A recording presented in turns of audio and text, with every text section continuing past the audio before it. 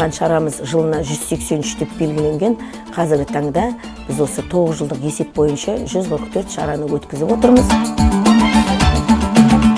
Бойында бір дарыны бар, талант жас маман болса, мен соны қасыма жинақтап алып, соларға жұмыс жасап үйретіп, халыққа қызмет көрсетуді үйрету негізгі менің мақсатым.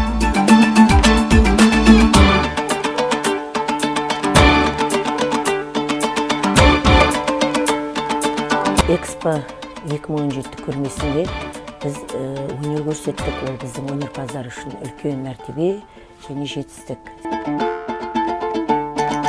9 айда берген есебіміз бойынша бізде 5000-ға жуық өзімізде өнерпаз бар.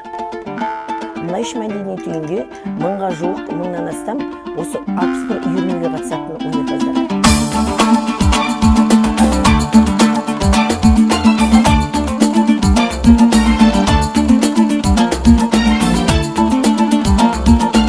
Жастардың білімді, мәдениетті, өнерлі болып өскенін қалаймын және соған атсалысып жұмыстарым.